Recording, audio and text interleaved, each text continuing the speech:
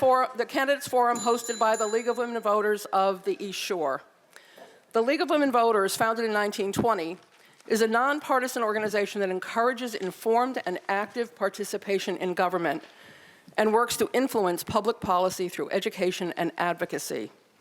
We neither support nor oppose political parties or candidates.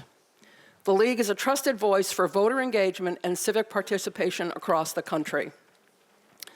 My name is Laurel Anderson. I'm a member of the Bridgeport Area League of Women Voters, and I live in Trumbull. It is the practice of the League of Women Voters to use moderators who are not within the district of the candidates featured in the forum. I'm a former registrar of voters, and I've chaired the last 2 Trumbull redistricting committees. All right, tonight's format will offer candidates equal time per question, monitored by our 2 timekeepers. There will be no rebuttal, and the order of speaking first will rotate throughout the forum. To maximize the time for candidates to speak, the audience is asked to please withhold your applause until the end of the forum. Also, please silence or turn off your cell phones. Also, please note that the forum is being recorded and broadcast by BCTV. The forum will run about 90 minutes, and the structure is 1-minute opening statements, questions of either 1 minute or 90 seconds, and then 1-minute closing statements.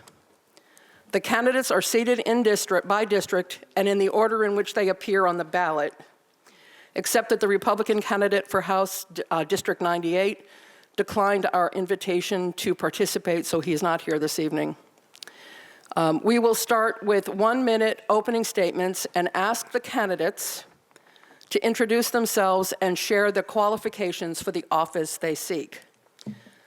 Ms. Cohen, you're up, please. 1 minute. Should I use the microphone? Yes. Okay. Good evening, everybody, and thank you so much to the League for hosting this event. I just want to start off by saying my #1 qualification is that I love Connecticut. I especially love the district that I live in and represent. I have lived in Connecticut almost my entire life. It's where I got married. It's where we started our business. It's where we had our 3 beautiful children. It's where I have volunteered on boards and commissions. It is where I want all of us to be able to live and grow, have our families, and be proud to live in. And I think together we have done so much to make it that way. We've done so much to make Connecticut the best it can be, and I want to be able to do more of that. I want to be able to make a place where together we can make Connecticut the very, very best it can be. Thank you. Mr. Chrissy. It does work, okay.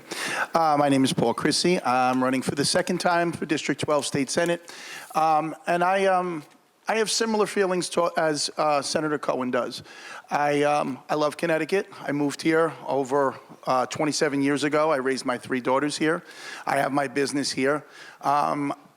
I'm optimistic, but I have concerns because I would not be running for office if I didn't. This is not about ego. It's not about any special interest. It's about learn, earn, and return. And I understand that there's a competitive nature when it comes to politics. I wish it was golf, not football. I really do. I wish it was based on the individual. But the fact of the matter is that I do have concerns.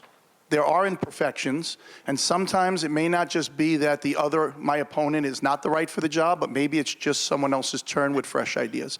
I hope to get that across this evening. I look forward to all of you hearing more about us, and off to you. Thank you. Ms. Rader.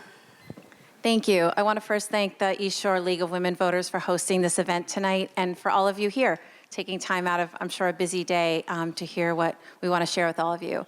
I'm Representative Moira Rader. I'm finishing up my 1st term as the state representative for the 98th District, which is much of Guilford and a part of Brantford.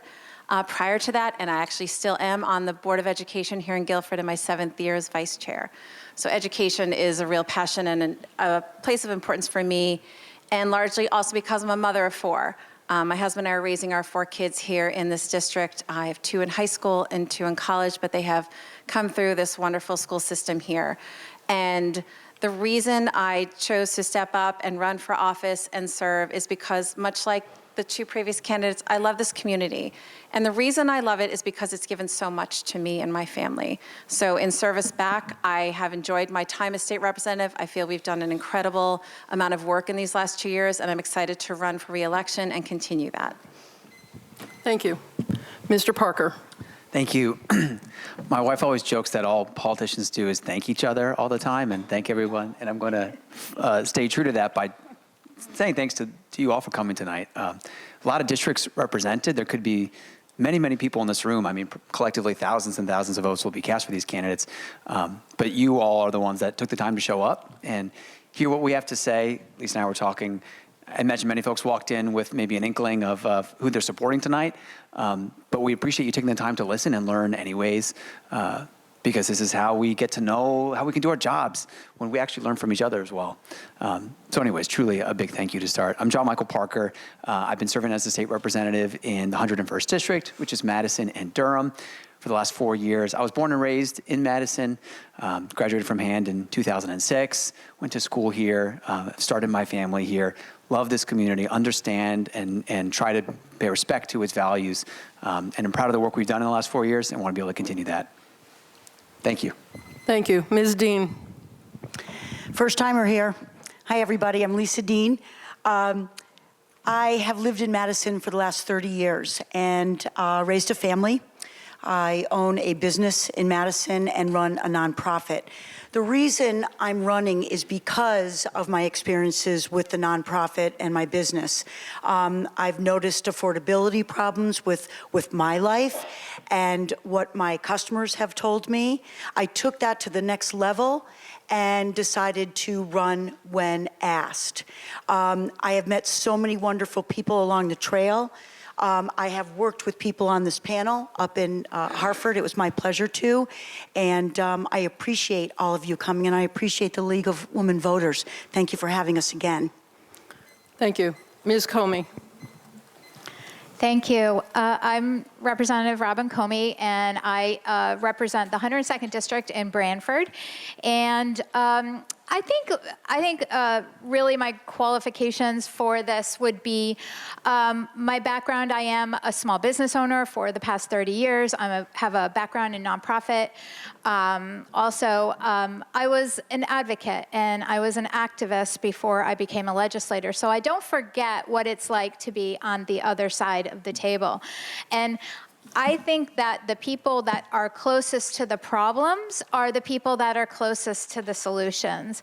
And so, you know, I care deeply about the issues, especially in relation to families, to children, to the education, the health, and the well-being of the residents of our state. So, you know, I believe that government can make a really positive impact on folks in this state, and I look forward to continuing the work as the representative. Thank you. Thank you. Mr. Ingraham.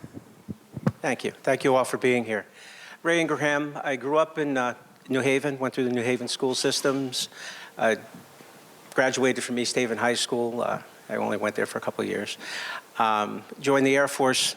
I joined the Air Force at 17, spent 8 years in the Air Force, learned my trade.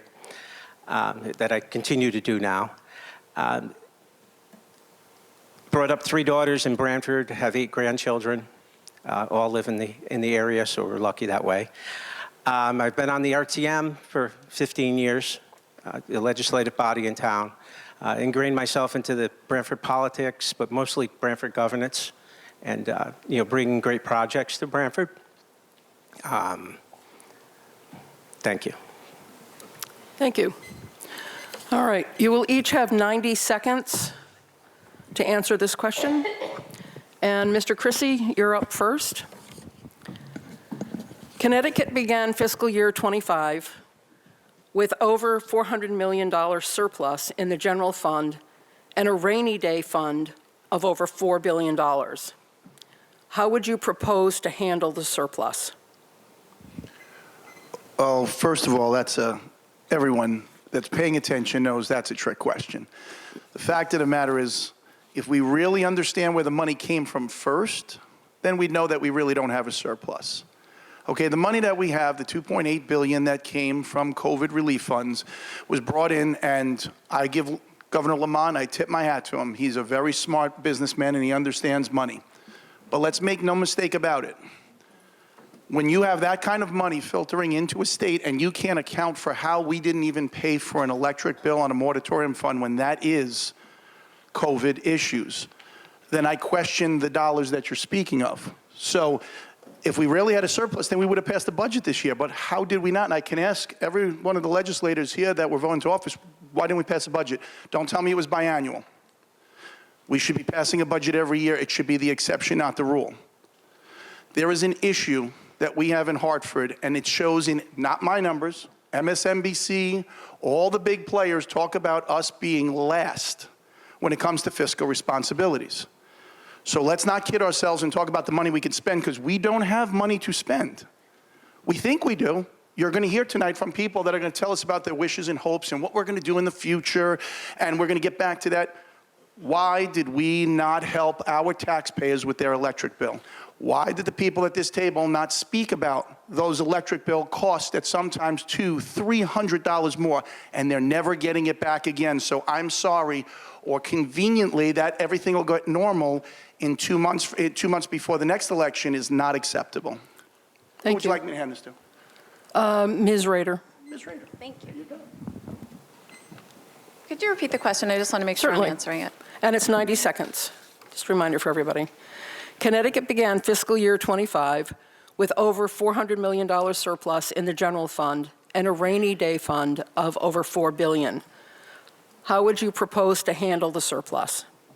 Thank you for repeating the question. Certainly. I wanted to make sure that I understood the question. So I want to first point out that Connecticut is in a really good place fiscally. We have been responsible. These guardrails, that you hear this term fiscal guardrails, and it seems like it's just this word we throw around, but it actually was put in place and has resulted in us being able to pay down long-term pension debt that wasn't taken care of for a long time. We were able to extend the largest tax cut in Connecticut history last year. We made the largest investment in public education in the history of Connecticut. So we did things with those dollars. We weren't wasting them. Yes, we had ARPA funding, and thank God we did, because it helped hold up our school districts, our municipalities, our hospitals, our healthcare providers, the things we needed. We weren't irresponsible with those funds. But now that we can look at the good financial place we're in, we absolutely should look at those guardrails and decide where are key investments needed that we've had to put aside because we've been responsible with those funds. I would love to see us invest more in public education. I'd love to see us deal with the housing and affordability in this state. We need to look at our electric grid. We need to make investments in renewable energy. I'd like us to really look at the issues around our environment and not just talk about it. We've seen record storms, we've seen record floods. And if we're not talking about those things, then the money doesn't matter. But I know we're going to go into this next session. We have to put a budget together, and we're going to be responsible with that money, but I think we're going to be coming up with some really creative solutions. Thank you. Mr. Parker, next question. That's same question, please.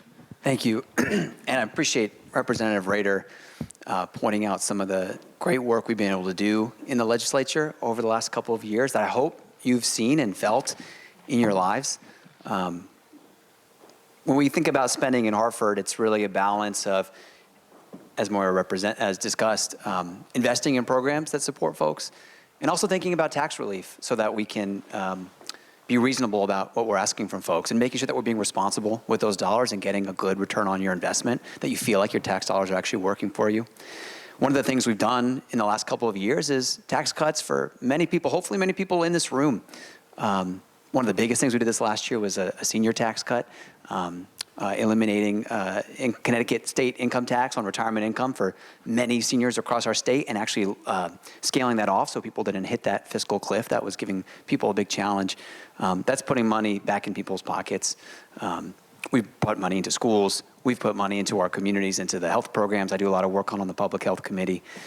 So it's about trying to find that balance between relief and further investment. I think as we look into this next biennium for the 2-year budget that we're going to pass, we're going to have to think about the best way that we sort of navigate this post-pandemic time with the challenges that we're seeing in our communities that many of you, I think, are still feeling.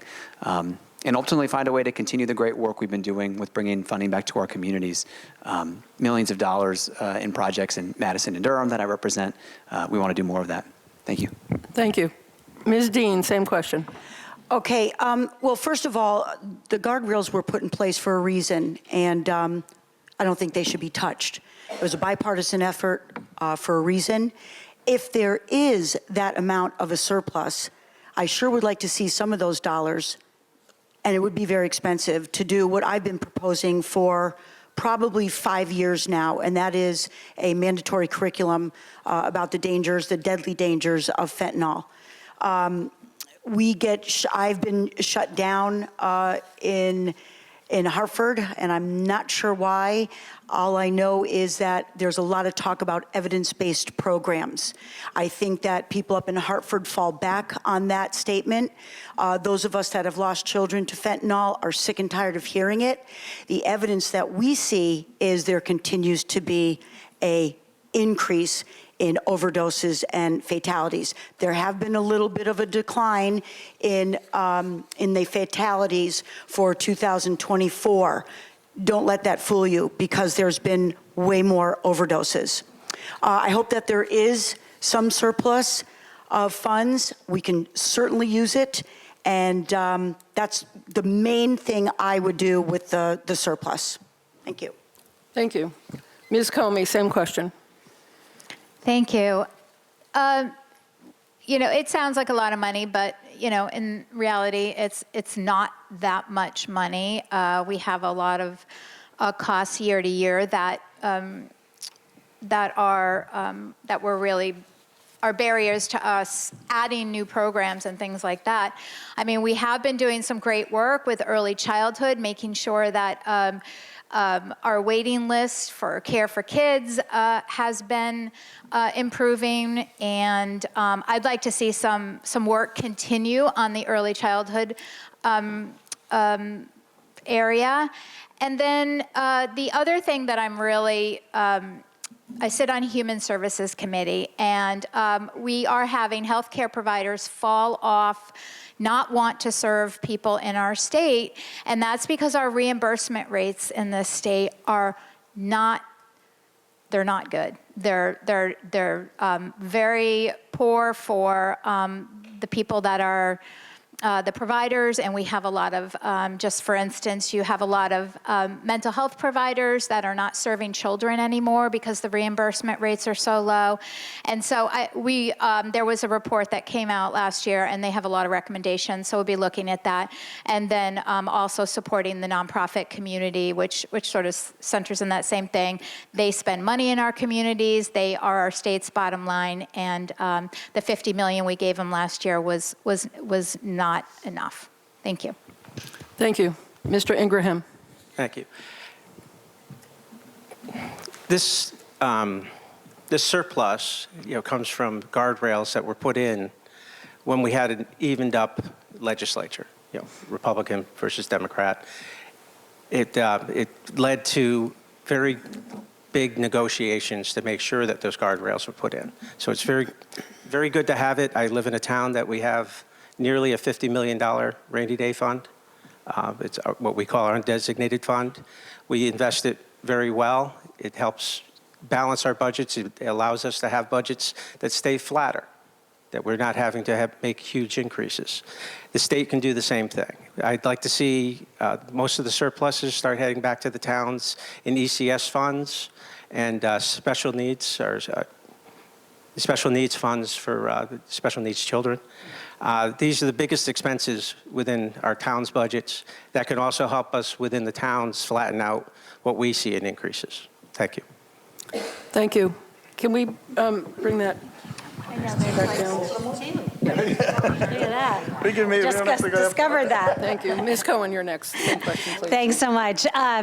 This is the trick of going last, right? A lot of things have already been said, but I am a proponent of the fiscal guardrails. They were the result of a bipartisan budget, and it has enabled us to have one of the largest rainy day funds in history. We've been very fiscally responsible with our money, and I think it's enabled us to provide made a huge tax cut. We were able to provide a $600 million tax cut. We had the first income tax rate lowering since its inception. So we were really able to help working families across the state of Connecticut, and I'm extremely proud of that. We've been paying down our pension debt. We've paid $8 billion into our long-term debt. It's going to result in a $16 billion savings over the next couple of decades. That's real tax savings that we can point to. And so I'm really proud of these things. What would I do in the next budget going forward? Well, I wouldn't touch our rainy day fund right now. I think it's enabled us to have better bond ratings. It's going to result in us being able to give back dollars to the taxpayers of Connecticut, and these are all really great things. It will also enable us to put money into important social services, looking at the housing crisis, as Moira had mentioned, looking at childcare and early childhood ed, as Representative Comey had mentioned, and really a passion of mine is improving public transportation, making sure that we are getting Shoreline East back up and running and our bus and public transport system. Great. Thank you very much. Ms. Rader, you get the next question first.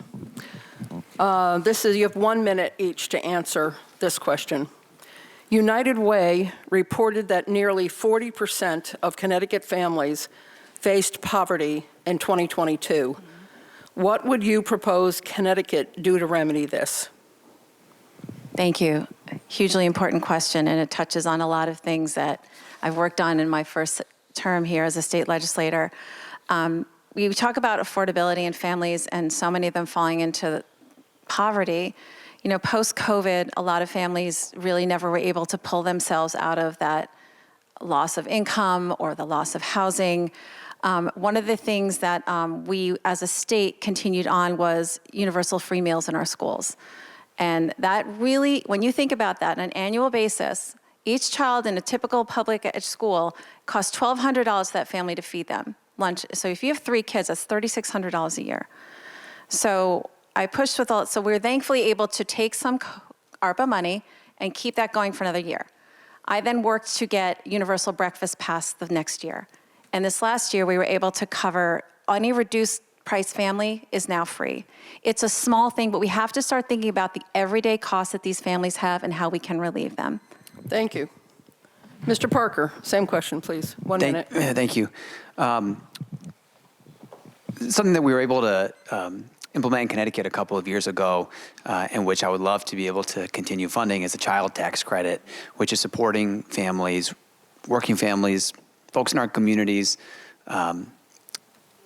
that struggle to pay bills and all the costs that, boy, as I'm thinking about it, I understand now as we raise our kids.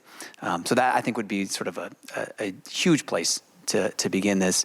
I'll also mention investments in housing.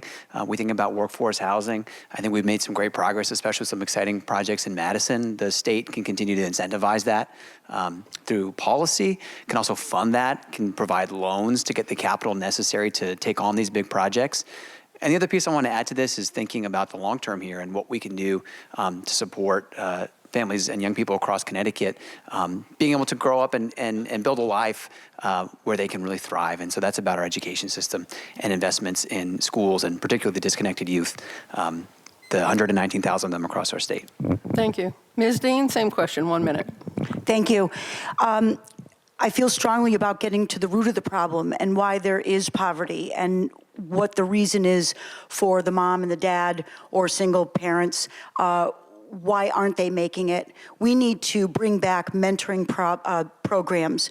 We need to have our suburban areas work with urban cities.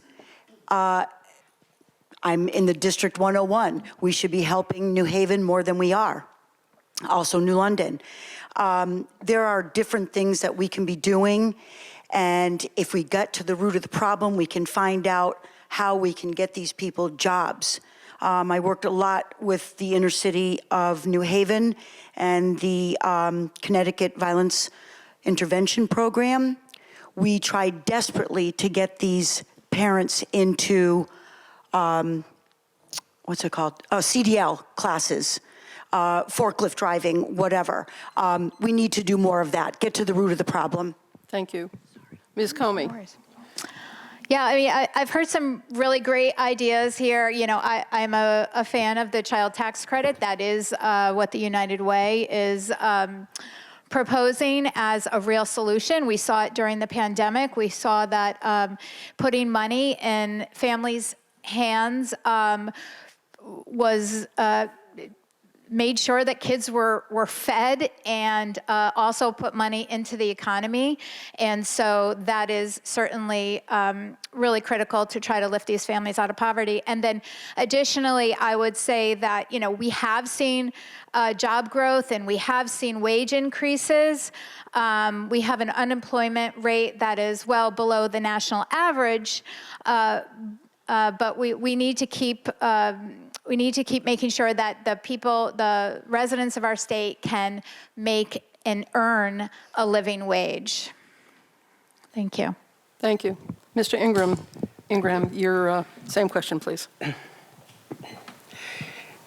Yeah, the studies on the poverty rates, people need a leg up. They need the stability. By us leveling out what we have for tax increases, what Maureen had talked about with the child feeding at the schools, you know, breakfast and lunches, have been great programs. It's helped out very needy people in Branford. I got to serve at some of those breakfasts and all, and the federal government kept it going through the summer times. Another need is the child care. We need to be able to expand child care, have more ways that people can get their children taken care of at a better rate.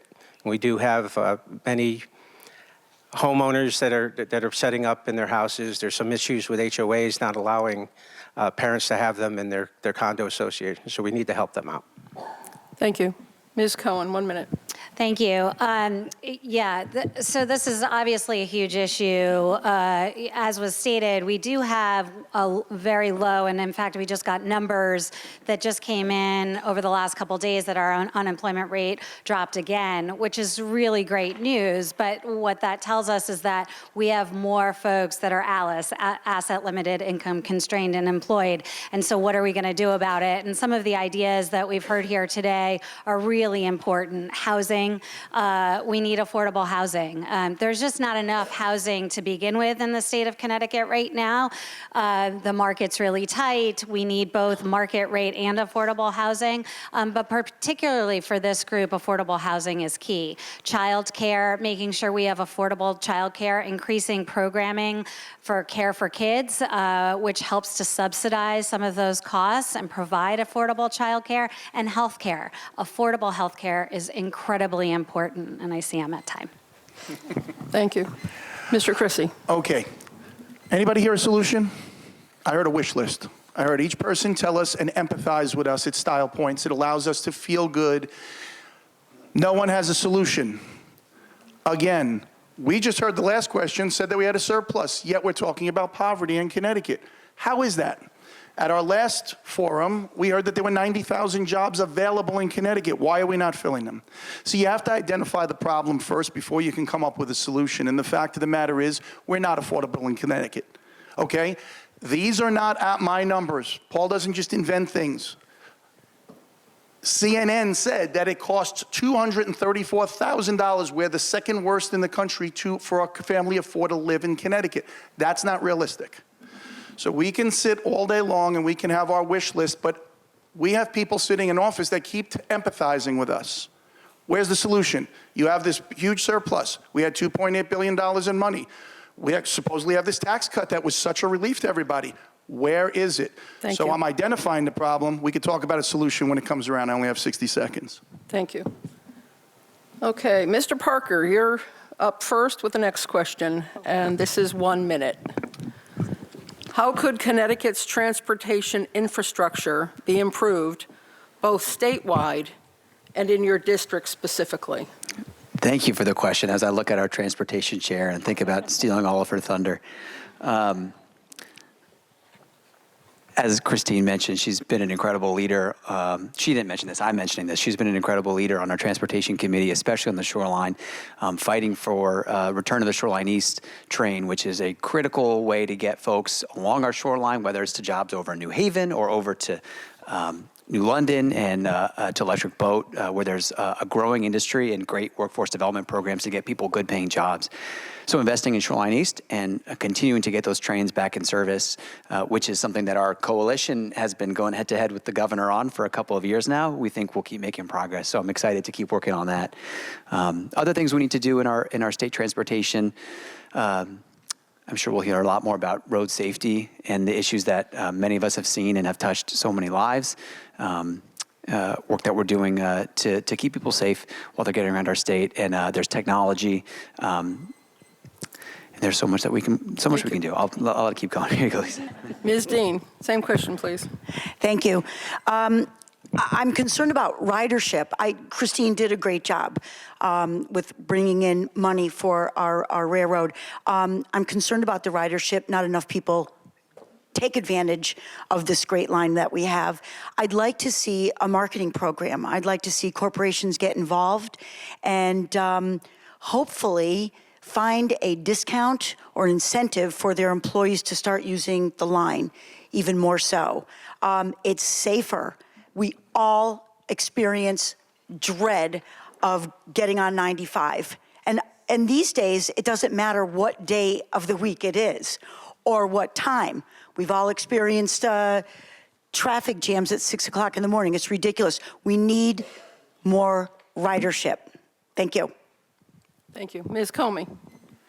Yeah, public transportation is a major solution if we could get there. I just don't. I think we're going to have to leverage some federal funding to do that. We had quite a about 6 years ago when the governor wanted to put in tolls to try to fund some of the work that was needed on our roads and bridges and our interstates, and it was passed over. So I can tell you that while door knocking, I hear the number one concern is sidewalk safety, road safety in people's neighborhoods. So I have brought some money into Brantford for some of that, and we are working actively with DOT to make sure that we have, that they're hearing people's voices, and we are trying to work with that, Senator Cohen and I, on Route 146. So Thank you. Thank you. Mr. Ingraham, same question, please. Yeah, thank you. I'll echo the issues with Shoreline East, and as someone that rode it for a few years, ending up to have to take a bus from Brantford to New Haven to get on a train to go to Fairfield, ended up where I ended up. It was easier to sit on the highway, which was not the greatest of eases. As Robin had brought up about the inside the town state roads, work on the sidewalks. Between Route 146, 142, and Brantford, it needs to be done. We've had study after study after study come through. People feel like you're being promised something. I've gone to all the meetings. We're being promised a plan to plan if another project comes up. The projects need to start. Thank you. Ms. Cohen. Yeah. Thank you. So as Representative Parker mentioned, I am the Senate Chair of Transportation, so I do happen to think a lot about transportation and our infrastructure. Shoreline East is particularly important to me because it was cut in the last biennial budget significantly, and it was cut because of ridership. So we've done a number of things to improve that. I was proud to secure $5 million to enhance service along Shoreline East. And with that, we were able to stretch our dollar even further. And so now there's a new through train. Mr. Ingraham would be happy to hear that he could now pick up a train in Branford and go all the way to Fairfield if he so chose. And so I'm really proud of those, the commitment of the entire team and delegation to really work to get that done. We've also been working on wrong way driving countermeasures. Unfortunately, a community member was just killed in a wrong way driving crash.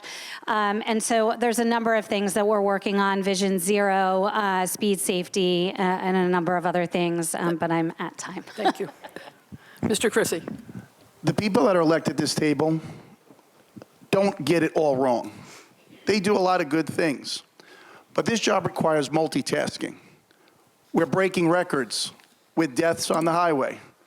That's not necessarily because my opponent is sitting on the chair, but it's more about the legislation that was passed that doesn't protect those two people sitting in the back, those police officers. That does not put us in a position to do their jobs because we have a crime issue, and I'm shocked that we are into our third question. You guys had a shooting in Guilford and a person with drugs at 20 years old and an adapter that he could change his firearm into a machine gun, and we haven't even gotten to a conversation about crime yet. So it all comes down to money. It comes down to good decision-making. We have record-breaking deaths, so much that Senator Murphy got up and did what? Begged for money from the federal government to help us. I thought we have a surplus. I thought we're making so much money in this state that we're good. Get something straight. Our police officers do not work so that we can praise them for working too hard. I want to see them do nothing and praise them, not watch them in harm's way. Thank you. Ms. Rader. Thank you. So we're talking about transportation, and one of the things that many of my colleagues mentioned was Shoreline East. And yes, we fought pretty hard in the governor's office many times, and Christine led that fight. But one piece of that, they say if you build it, build it and they will come. Post-COVID, behaviors changed. A lot of people went to remote working. A lot of families decided to trim their budgets and not use public transportation or get down to one car. So one of the pieces that we're trying to work towards is what's called transit-oriented development. And that's the idea that you build affordable, accessible housing near your hubs of transit and transportation. So how does that become successful? You invest in your transit. So we're going to keep fighting around Shoreline East. Unfortunately, it's that one leg in Connecticut that doesn't seem to have the attention yet of the governor's office, but there's a lot of us colleagues along the shoreline that are going to work on that, and then that can be connected to that downtown development that we desperately need. Thank you. Okay, Ms. Dean, next question is for you first. This is clean energy and disposal of recyclables are continuing areas of environmental concern. What legislative or agency policy changes would you support to address these issues? 1 minute, please. Thank you. Okay, sorry, it says 60, but we'll go with 90. Go? Yes. Okay. Since we're obviously offshore wind power, we have not completed that energy source. It's going to take a fortune to get it up to speed. However, I do think we should complete it. Secondly, we have to start looking into more nuclear power. It's clean, it's efficient, and it is affordable. We're geographically challenged here. We're fighting for energy sources, and Connecticut just is in a terrible position in that way. So I would support nuclear energy much more, and to complete the offshore wind power. Thank you. Thank you. Ms. Comey, 90 seconds. Yeah, I have to be honest. Energy is, energy policy is not my my top thing that I study every year. It is very, very wonky, and it's very complex. I know we have to diversify our energy sources. We have been talking for years since I got in the legislature about the importance of solar, and we're finally seeing that paying off for families as they embrace that. You know, as we mentioned, we've been investing in the wind in the state, and you know, I just will pass it on to my opponent because it's not really in my portfolio of interest. In knowledge. Thank you. Repeat the question? Okay. Clean energy and disposal of recyclables are continuing areas of environmental concern. What legislative or agency policy changes would you support to address these issues? 90 seconds, please. I'll start like everyone else on energy and then remember the second half there. Yeah, energy-wise, we need to be diverse in that. And I really believe that pushing more nuclear and hydroelectric into the mix, along with solar and wind, will make the answers that we need. Again, like my opponent, we're even on this one. We don't have as much information on that. But on clean, recyclables, I don't think raising the rate on nippers and things like that it will bring in more. I think I guess I'm lost too. I'm very sorry. That's why everybody skipped it. All set? Ms. Cohen? We need to invest in more mics for BCTV. Anyway, so this is a passion of mine, not so much because I know a lot about energy, because you're right, I think it's very complex and wonky, but because I believe in a clean climate future for us so that we have climate resiliency, and we have a future for our generations to come. So I do think we need to look at a larger portfolio, looking into micronuclear, which we already have Dominion charged with doing, wind, solar, a combination of these. And also something I mentioned in our forum last week are anaerobic digesters, giving back to the grid in creative ways, using waste to energy plants to do that. And it sort of ties into this climate future and waste problem in terms of recyclables, because if we can remove the food waste out of our waste system, we're already winning. It's about 40% of our waste. And so if we can start sending our food waste to anaerobic digesters like they have in Southington, which, by the way, takes all our food waste and turns it into energy for the town of Southington. It's a great way to subsidize energy and make clean energy. I'd like to see us replicate that. And so that takes investment in these types of things. We can use on-farm anaerobic digesters as well. So these all really play into those climate solutions going forward. Thank you. Mr. Chrissy. So this is an area Senator Cohen and I are going to pretty much agree upon.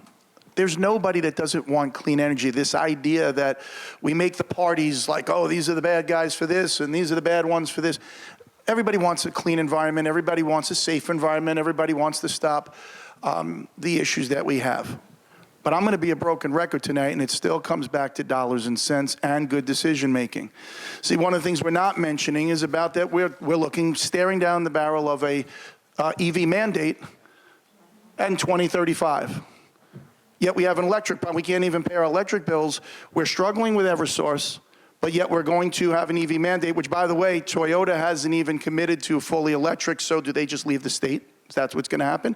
And my opponent's going to shake her head and listen, that's why we're here, to do this together. But the fact of the matter is, we skip the process to get to a result too many times. And we're anxious to go and be the ones to have our fingerprints on something. And there are too many things. We have an issue. We've closed our nuclear plants. Obviously, Millstone is probably going to stay open past 2029, but we don't have solutions. Once again, we're on a wish list. We hope to do this. We wish to do this. So I'm going to challenge everybody here because right now, Senator Cohen is my senator. I am a resident.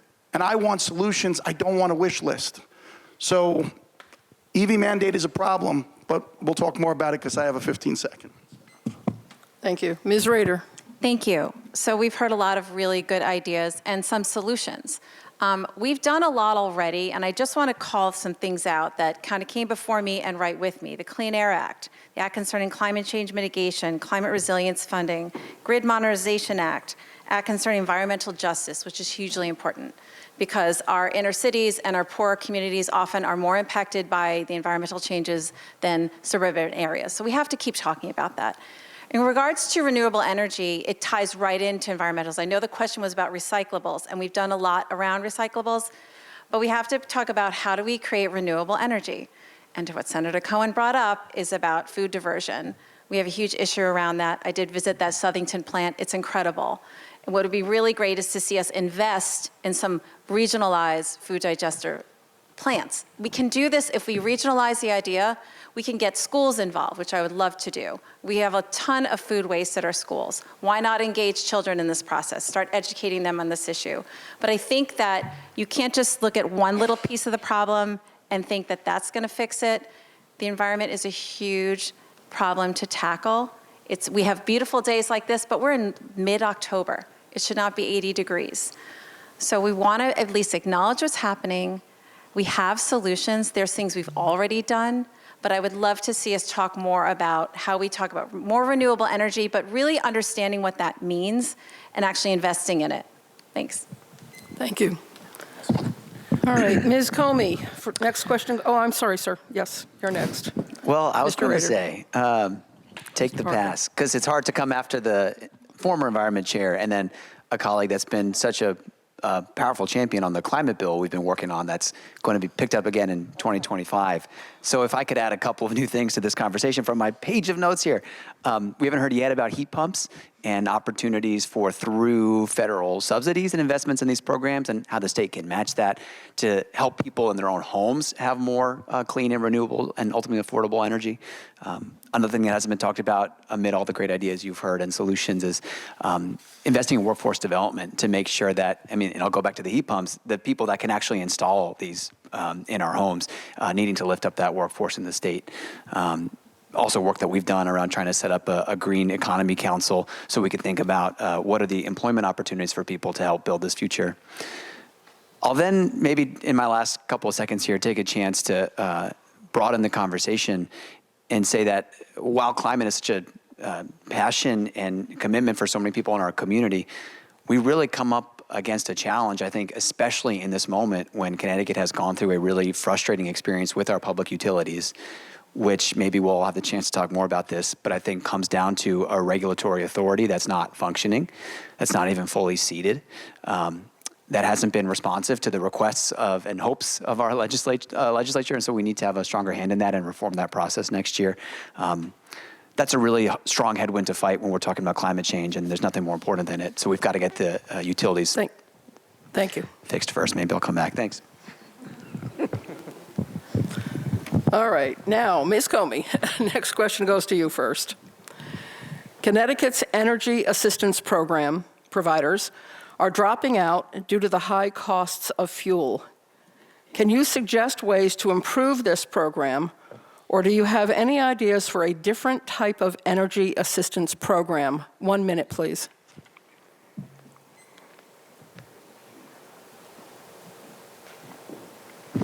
Can you repeat the question, please? Certainly. Connecticut's Energy Assistance Program providers are dropping out due to the high costs of fuel.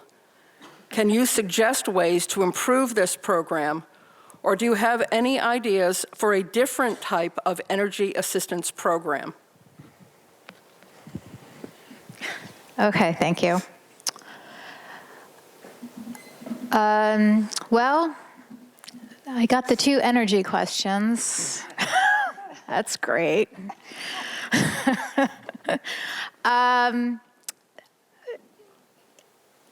I don't have any suggestions for that, and I am sorry that I'm going to have to pass on that question. I would love a new one. No problem. No problem. Mr. Ingraham. I'm going to pass to Senator Cohen because Okay. I don't have that much knowledge on the subject, so it doesn't. Perfectly right, thank you. Ms. Cohen. Thanks so much. Thanks for putting me in the hot seat, guys. No, I'm just kidding. So we did expand. We have what's known as the LIHEAP program, and I think that's what this question refers to. And we did expand LIHEAP in our previous session because of this very problem. We are seeing some of our fuel suppliers drop out of these assistance programs. And so the legislature sort of put their heads together. We actually came in, we did a special session on this and provided more assistance working with these suppliers of energy, fuel, to really make it easier for both them to participate in it and make sure that our low-income individuals could take advantage of these important programs. I also think education is really important. We talked a little bit about heat pumps, making sure that there's rebates on things like that, energy assistant programs where folks can come in and make sure their homes are energy efficient. LEDs are remarkable when it comes to this, and so really getting out the word to folks in the lower income communities that they can take advantage of these programs. Thank you. Pura has an office in walking distance, if not right next to Governor Lamont's office. Government doesn't pay their bills well. We have bad credit. Everything I'm going to talk about is going back to money because without money, you can't pay your bills. And the fact of the matter is, the constituents I'm talking about, although these are very, very important issues, it comes down to affordability. It comes down to paying our bills. We cannot afford to do anything if we don't manage our money properly. So I don't care what we talk about today. We could talk about if we're going to raise pink elephants in a farm. You still need money to do so. And the fact of the matter is we are too expensive and nobody wants to do business with us. And the reason why those bills came in everyone's at an inconvenient time was because Pura kicked the can down the road and didn't pay their bills. We didn't manage our ARPA funds. I'm a broken record. I'm sorry. You can all make fun of me after we leave. But everything comes back to $1, and anyone that's being honest knows that. That's the problem we have. I would be on the Appropriation Committee, and I would fight to be there if elected. Thank you. Ms. Rader? Thank you. So we want to talk about the fact that fossil fuel and natural gas, it's expensive and the prices are volatile. And so a family can't budget for that if the prices are going up and down. One of the things that I've been doing a lot of homework on because it's of interest to me, and I'm kind of a nerd this way, is there's what's called the independent, I'm going to explain this, independent community energy suppliers. Groton is doing this. And basically it sets up an independent utility. And they can go outside of kind of investor-based utility companies like Eversource and negotiate rates and kind of create a pool of buyers. It's just one idea or solution, but I think it's one of the things we're going to have to look at next session, because when we talk about low-income families, you know, yes, we can absolutely invest more in the LIHEAP program. Families should not be without heat in the winter. But unless we start getting those costs down, we're not going to fix a long-term solution like we talked about with childhood poverty. And I'll just add, it's out of topic, but when the federal government paid for school meals, child poverty dropped by 37%. Thank you. Mr. Parker? Yeah, so I think to the question, what do we do when there's a moment of crisis? I think what we've demonstrated that we can do is come in and act quickly to provide investment into these programs like the LIHEAP program that will help make sure people in our communities get the support. Something that I've learned since serving our community is how critical our municipal government is as a partner in making those programs possible. So in the town that I live in Madison, the folks at our senior center, especially I'm thinking about Heather Noblin, how many times I called her, man, during the toughest times of the pandemic to make sure these programs were accessible to people. So Senator Cohen talked about education, making sure folks know that these programs are there for them. That's when they hear from their local senior centers, their local community leaders, and know that they can apply. And then it's up to the legislature to fund them. And then, of course, as we talked about before, what's the long-term solution out of this? How are we moving towards more resilient, low-cost energy and building the infrastructure for Connecticut to really thrive in that? Thank you. Ms. Dean? Thank you. One of the things we need to do is pay our bills. Fuel companies need to be paid. Outside of that, we have, and John Michael was just talking about it, we have a wonderful, wonderful town, and we have resources in that town. Resources such as Neighbor to Neighbor and our Madison Youth and Family Services. We're lucky. Those that are less fortunate, we've got to come together and as a shoreline, we have to come together and try to help those that are less fortunate in different ways. Now, all the ideas that you've had are wonderful if they are willing to take those suggestions and go with them. And if we can, and if we do have the money to implement those programs. Thank you. All right. Mr. Ingraham, next question is for you first. 1 minute.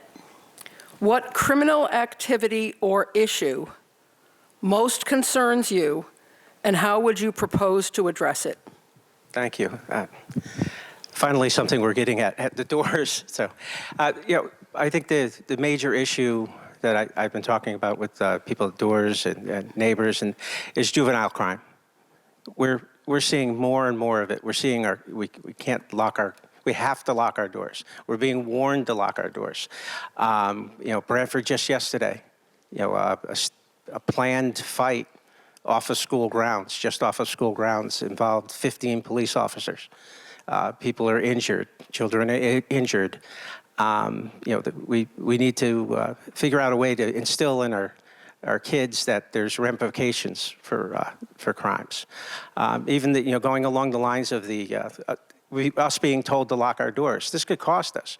We may have an insurance company that decides that we're 50% responsible because we left our door unlocked, and they steal our car. They only pay for half. So, and we've seen that happen.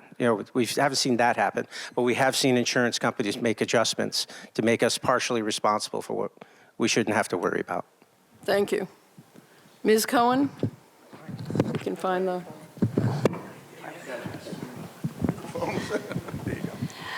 Thanks. So, all the statistics are telling us that violent crime is down, and Connecticut, we really enjoy being one of the safest states in the country. I think we're rated 3rd safest state in the country. But the reality is that there are certain types of crime that are definitely impacting our communities. And I'm so grateful to our law enforcement who are out there day in and day out trying to make our community safer, and they work with our communities to do so.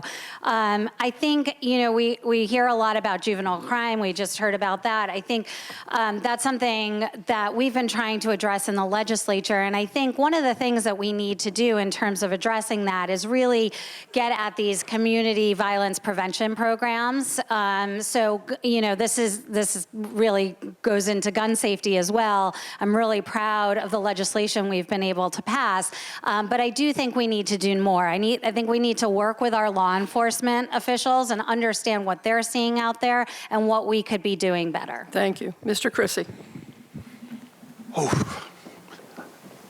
Criminals don't sit there and say, I'm just going to do enough so that I don't get in trouble. You die a death of 1,000 cuts. This is happening because of the laws we passed. When you sign qualified immunity and you put police officers in harm's way, you will make them second guess themselves. Not because they're bad people that don't do their jobs, but because they are put in harm's way. Who wants to go to work every day, think about the possibility they could be shot, and by the way, I could get sued and lose my home. The reason why we're having the high death rate on the highways is because people are speeding and they know the police can't chase them. They're smoking, they're drinking, they're doing all these things. People are breaking into homes, and we're just waiting for the moment that we go, we didn't think it was going to go this far. We'd love to be nice to everybody and be fair and say they're only kids. I grew up in the Bronx. I watched it. I watched my neighborhood deteriorate because we kept saying we feel sorry. We hoping for the best. They're only kids. They're not only kids. They're adults that are going to hurt somebody one day if we don't have consequences. Thank you. Ms. Rader. Thank you. So I want to talk about something that's been touched on a few times. It's around gun safety and gun safety education. Because a lot of the times these crimes happen with guns that were left in a closet somewhere or at a friend's under the bed. And Ethan's Law was put in place in Connecticut that requires safe gun storage. And I think we all know the story of the Song family and the tragic death of Ethan. And I think there are so many things that have been passed in Connecticut. We are we are ranked at the top of the nation in terms of gun legislation. And we should keep building on that because we're in that position. Just this past year, I took a small piece of a very large bill in public health around gun safety education. And because of that one little piece in there, every time you go to an annual physical, that doctor's going to be required to share Ethan's Law information with you. It's a small way that we get out to families, we get out to children sitting with their parents in that appointment, or an older gentleman who has a gun in their house and might have a family member who is mentally unwell. It's just a small thing, but if we don't deal with the guns in our society, we aren't going to really prevent the crime. Thank you. Mr. Parker. Yeah, thanks. I imagine Lisa and I are going to talk about some of the same issue. It's how we met and started working together in the first place, thinking about substance use and everything that comes with that and around that in communities. I'll spend my time talking about some of the work that we've done around treatment and prevention, making sure that folks that fall into substance use have access to mental health treatment, access to methadone right here in your community in Guilford, for folks that live in our community that need access to this important medication. So there's work that we can do around treatment. There's work that we need to do around supporting our EMS to make sure that they're able, and our police and our law enforcement to be able to respond and treat people in crisis. There's work that we can do at the policy level around understanding the issue and really thinking about strategically how we partner with law enforcement across municipalities to think about responding when certain issues are happening, and we can be there to help save lives. But I'll let Lisa continue it. Thanks, John Thank you, Michael. Ms. I'm going to Greene. go a little bit different, and I'll start off by saying I am a huge proponent to end catch and release.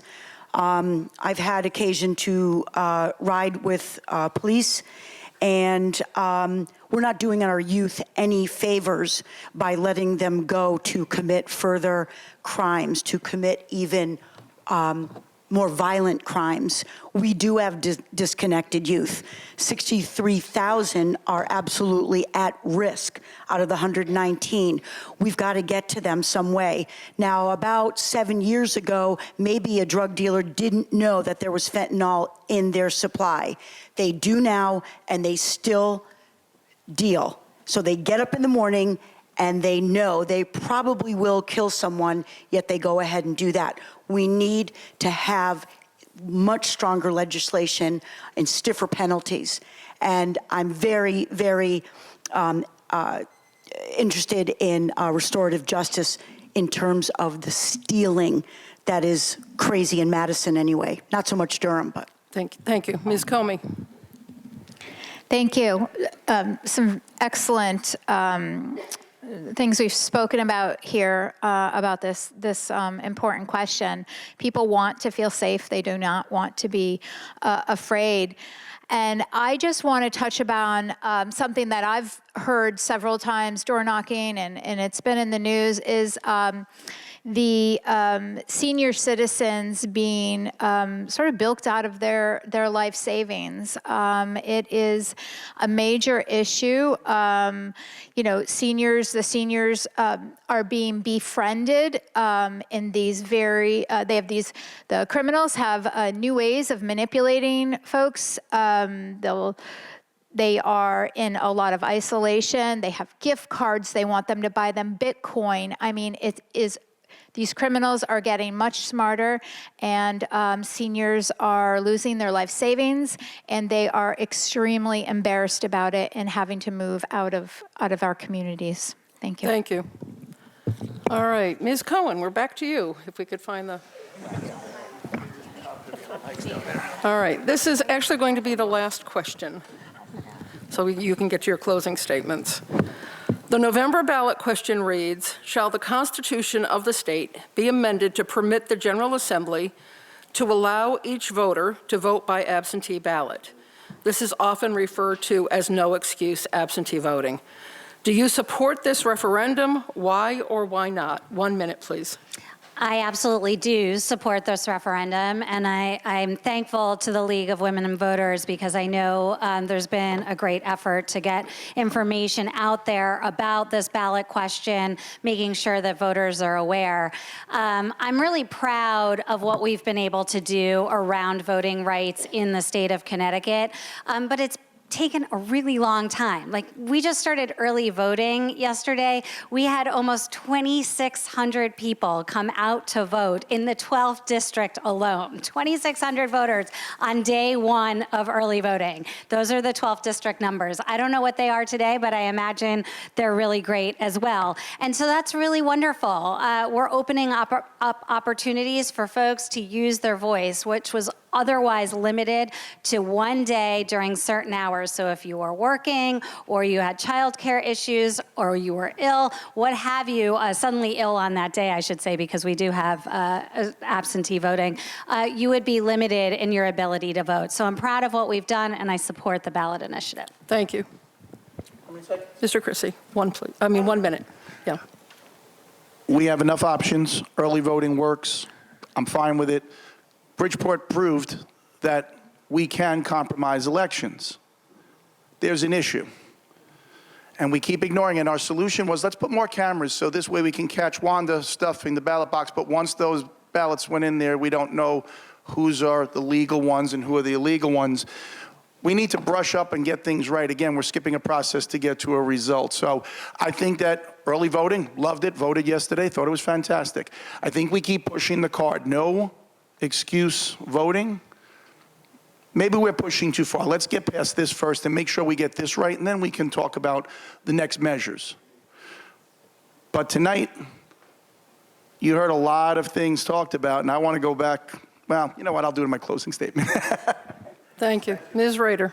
Thank you. I will adamantly say I'm in huge support of this ballot initiative. I think it's long overdue. I think we're one of 3 states that still requires an excuse on an absentee ballot. It's time to get with the rest of the country, and I think it just improves access.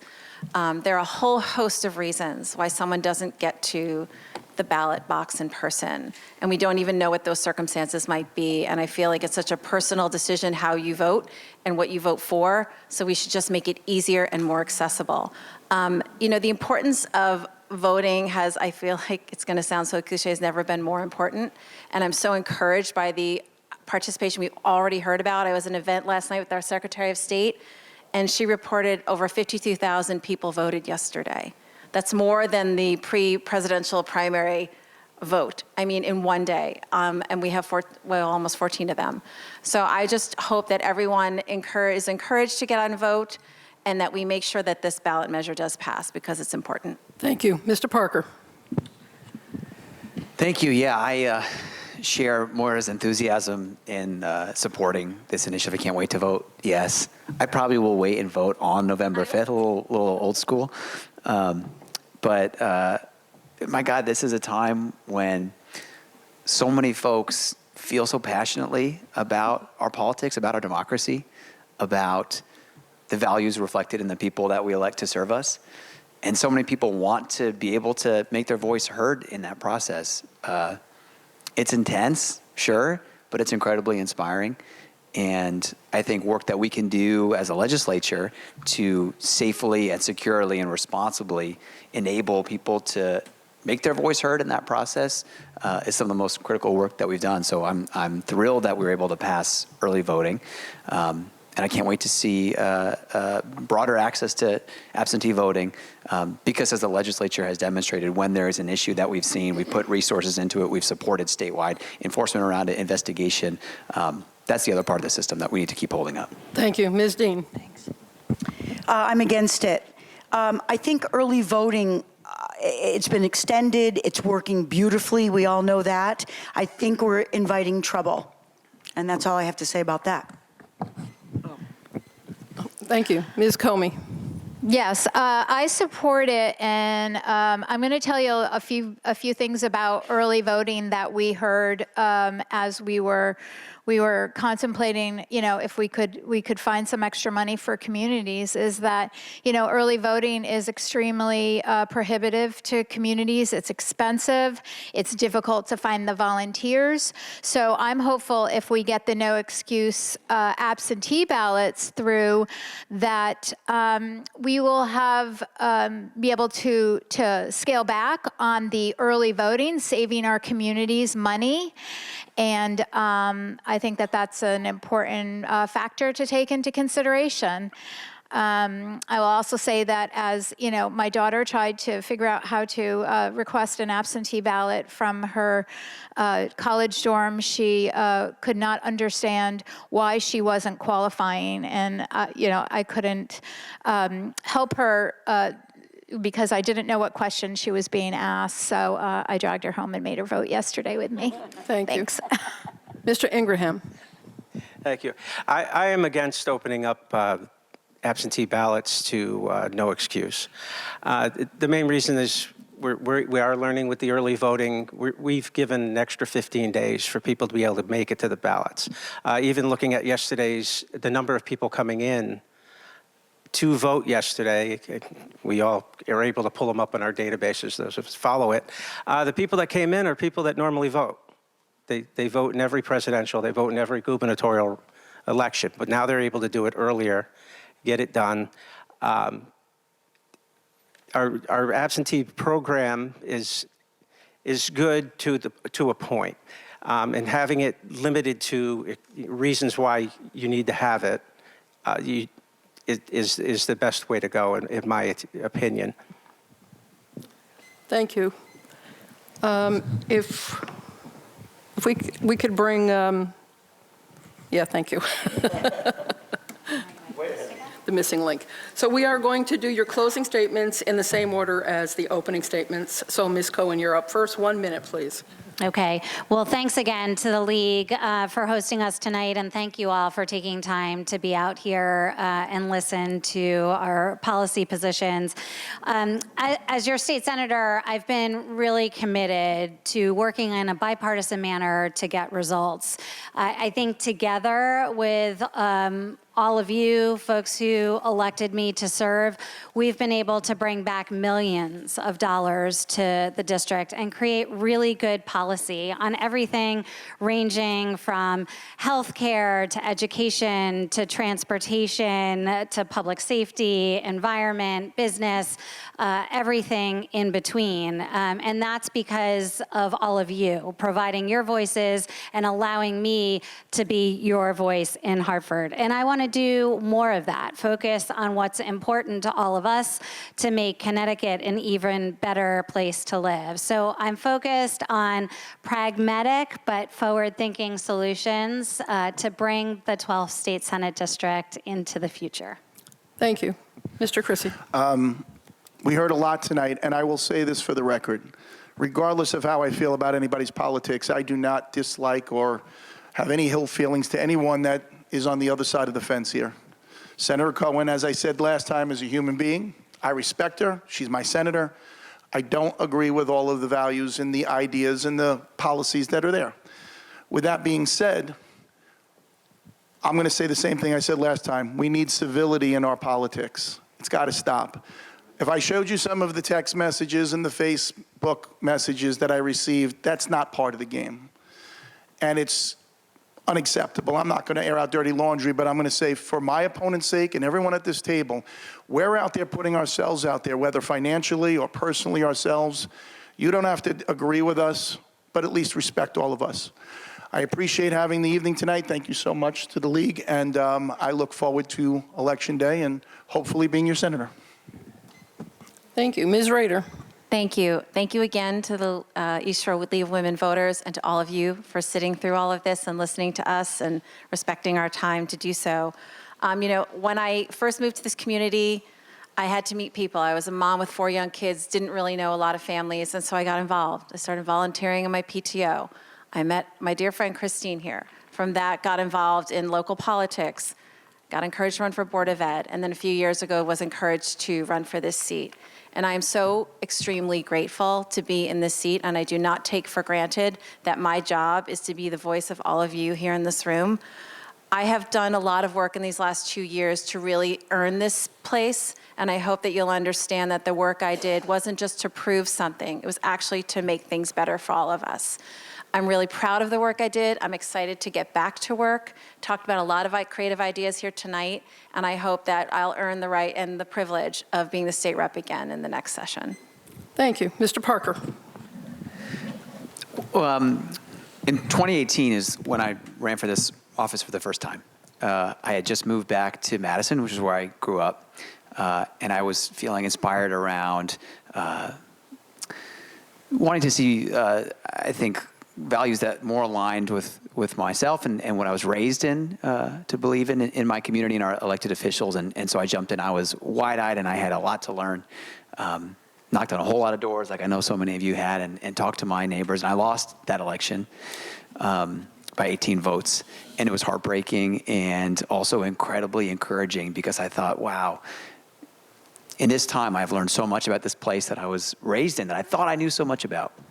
And the conversations I had made me realize that many people were actually a lot closer than our national politics had made me think.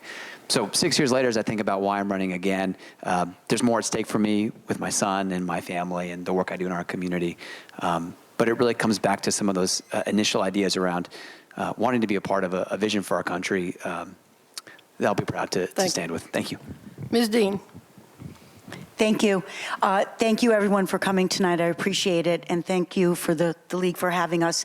The worst part about these forums is sitting here and listening to everybody else's answer and sitting and saying, I can't believe I didn't say that. Or why didn't I say that?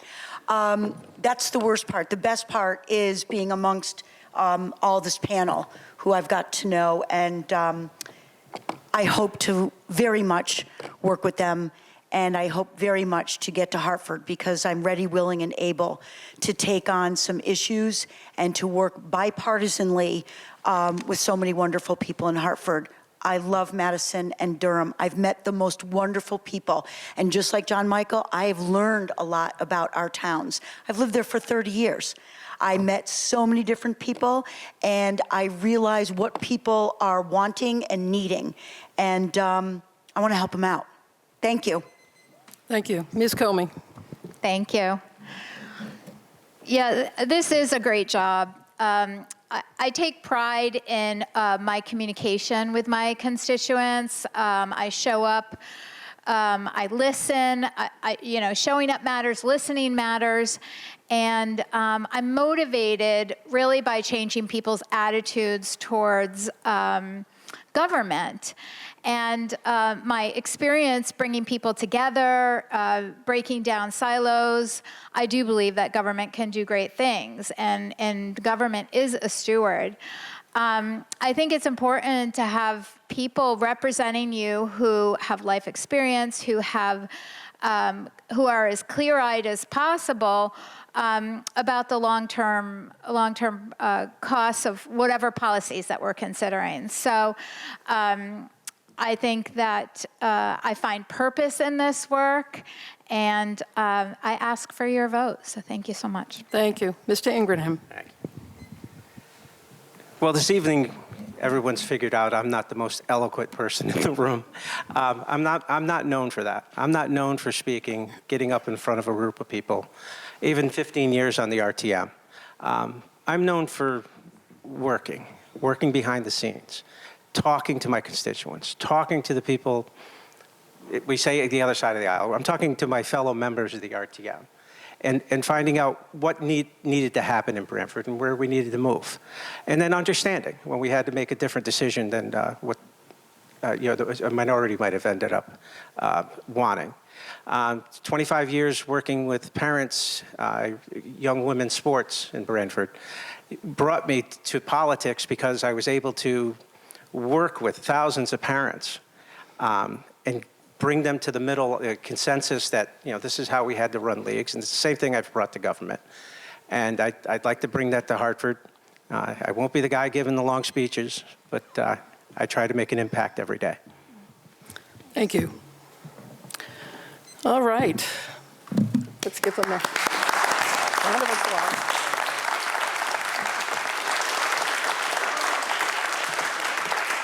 So I would like to start by thanking you for leaving the comfort of your homes tonight, although it is not freezing, which I kind of half expected it would be. It's so nice that you came out to find out more about the people who are seeking to represent you in Hartford. Thank you for making the effort to better inform your decision when you do vote. So I want to applaud you. We'd also like to thank BCTV.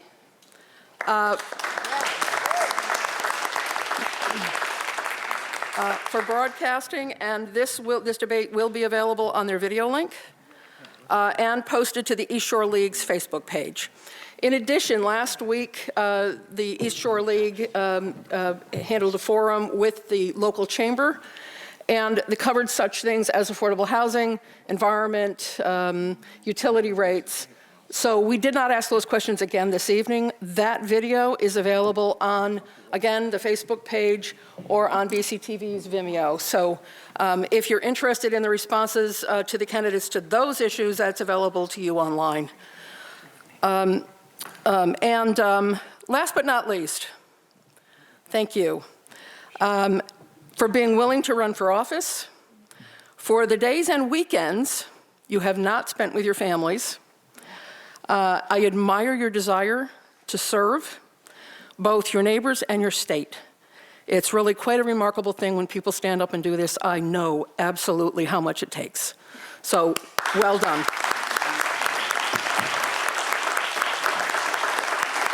So thank you all. Have a lovely evening.